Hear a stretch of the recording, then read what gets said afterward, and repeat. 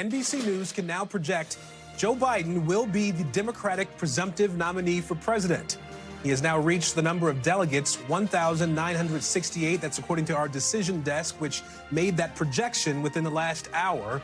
Former President Donald Trump could also clinch the Republican presidential nomination tonight. His magic number is 1,215. Now, polls have now been closed for 1 hour in the key swing state of Georgia and in Mississippi. Primary voters are also casting ballots in Washington State and Hawaii, as well as the Northern Mariana Islands. And Democrats abroad are doing that as well. NBC's Blayne Alexander is in Atlanta for us tonight. So, Blayne, NBC News projecting Joe Biden as the winner of the Georgia primary tonight. That was expected, a convincing win there for the president. Absolutely expected, Aaron, and a very convincing win, something like 96% of the vote against his two challengers. But, you know, already Georgia Democrats are touting this as a victory. We've seen a statement in the past 30 minutes or so from the chairperson of the Georgia Democratic Party, basically saying that back in 2020, it was Georgia that sent Joe Biden to the White House. And now in 2024, they are proud to basically be the state that put him over the edge to officially clinch the Democratic nomination. Now, while we're paying attention to those numbers, though, from Joe Biden, what I'm also watching is, yes, Donald Trump won this state certainly as well tonight on primary night.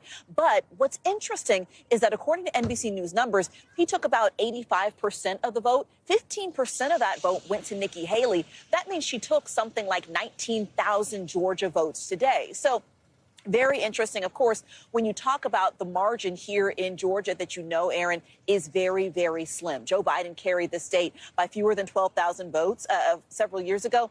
That's why when I talk with both Democratic and Republican strategists and get out the vote activists, both of them see an opening when it comes to their candidate winning the Peach State in November. Now, when I talk to Republicans, they say that the key is getting those voters in the suburbs, those people who voted for Nikki Haley. I actually spoke with one Republican, and she told me that in order for Trump to win, he's going to have to recapture those voters who voted for him twice, but after January 6th said they want nothing to do with him and decided to cast a ballot for Haley. Aaron. And I do want to know for our viewers, Blayne, that we can project. NBC News is now also projecting another race here. I think we can put it up on the screen for folks to see. This is, I believe, the contest in Mississippi. And tell me again, we're projecting that Donald Trump has won Mississippi as well. So I want to get that note in for our viewers. I do want to ask you too, Blayne, about there in Georgia, the protest vote on the Democratic side in the other primaries there in Georgia. I was in Atlanta over the weekend and spoke with one of the state legislators there about this protest vote that was building in that state. This was something that we saw in Michigan, obviously, a few weeks back, a protest vote. Talk to us about what exactly is happening there in Georgia with that as it relates to President Biden. Yeah, it's something that's gaining steam a lot when it comes to people who are upset with Biden, increasingly upset with Biden, calling for a ceasefire in the Israel-Hamas war. So what we're seeing is that people are going to the polls, but essentially casting blank ballots, trying to send a message that they're not happy with the president and his stance on what's going on. But, you know, I do think that when you talk with Biden advisors, Nikema Williams, for instance, a surrogate for the president and a congresswoman here from Georgia, she makes it clear that they're not necessarily concerned about that. They're not worried about that. What they're focused on is making sure that turnout is what it needs to be in November.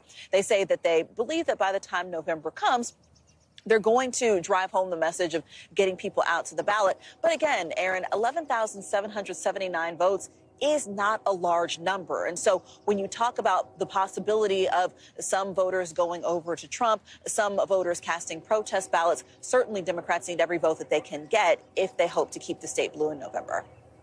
All right, Blayne Alexander for us in Atlanta tonight. Blayne, thank you. Thanks for watching. Stay updated about breaking news and top stories on the NBC News app or follow us on social media.